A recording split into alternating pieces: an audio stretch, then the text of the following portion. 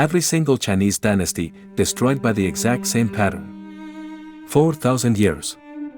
Dozens of empires. One terrifying cycle that no emperor could escape. In 210 BC, the most powerful man in the world lay dying. Emperor Qing Huang had unified China, built the Great Wall, and commanded the largest army on earth. Yet in his final moments, he whispered something that would haunt every ruler after him: the mandate is passing. He wasn't talking about politics. It was describing a force that would topple every dynasty for the next 2,000 years. And the strangest part? Modern historians have discovered he was scientifically right. The mandate of heaven. It sounds like mythology. A divine permission slip to rule. But what the ancient Chinese actually discovered was something far more dangerous: a pattern. Every dynasty rose the same way: a strong founder, military conquest, centralized power. And every single one fell identically. Not from invasion. Not from plague. From something inside. The Chinese called it the dynastic cycle. But they didn't realize what was actually causing it. We'll reveal that shortly. First, you need to understand just how precisely this pattern repeated. The Han Dynasty. 4 centuries of power. They invented paper, the seismograph, and controlled the Silk Road. By 180 AD, they were unstoppable. By 220 AD, they were gone. The Tang Dynasty. The Golden Age. Poetry, art, the largest city on earth. In 750 AD, they commanded 30 million subjects. Within decades, civil war, famine, collapse. The Ming Dynasty. They built the Forbidden City and launched the greatest naval fleet in history. Then they burned it all. Retreated. And crumbled from within. Every single time. But here's what the history books leave out. Pause. Before we expose the pattern, understand what historians missed for centuries. They blamed bad emperors, corrupt officials, foreign invasions. But one researcher in the 1970s discovered something disturbing. He overlaid every major dynasty collapse with climate data. And found something impossible. Every single fall corresponded with the same environmental trigger.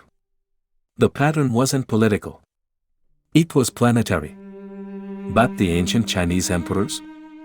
They somehow already knew. They'd been tracking this for 1,000 years before modern science existed. The trigger?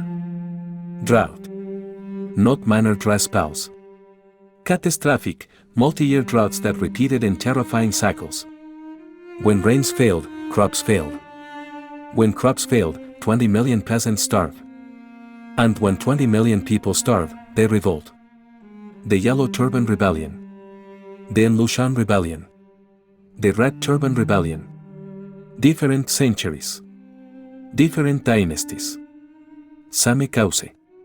But here's what will keep you up at night: the ancient Chinese believed droughts meant heaven was withdrawing its mandate. Modern climatologists discovered these droughts followed solar cycles and monsoon patterns. The emperors weren't being superstitious, they were pattern matching something they couldn't explain. But the drought was only phase 1. What came next was far more insidious. See, Chinese emperors weren't stupid. They stockpiled grain. Built granaries across the empire. Prepared for disaster.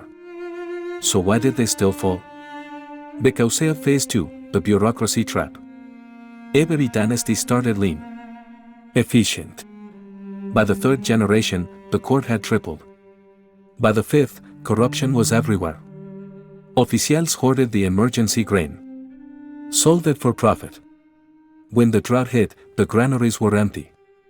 The emperor looked incompetent. And heaven's mandate transferred to whoever could feed the people. Usually, a peasant with an army. And now, the darkest phase. Phase 3. The thing no emperor could prevent. Population collapse. At its peak, the Han Dynasty had 56 million registered citizens. After its fall? 10 million. 46 million people vanished. The Tang collapse killed 36 million. The Ming transition? 25 million. Not from the initial drought.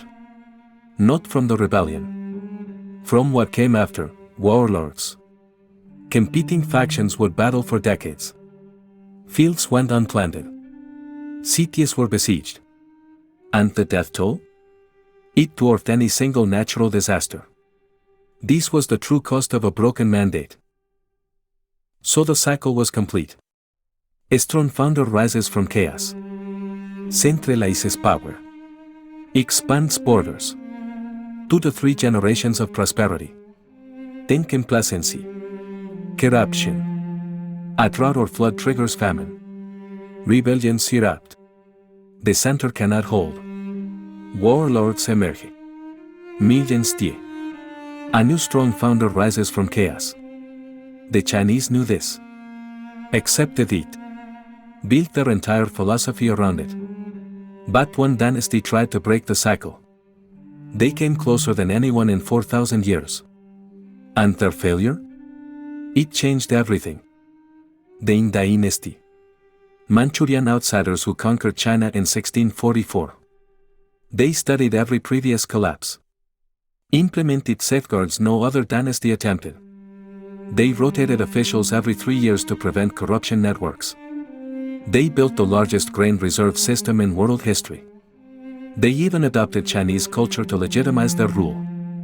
For 200 years, it worked. Then came 1850. The worst drought in 5 centuries. And something no emperor could have predicted, European gunboats in their harbors. The pattern didn't just repeat. It shattered.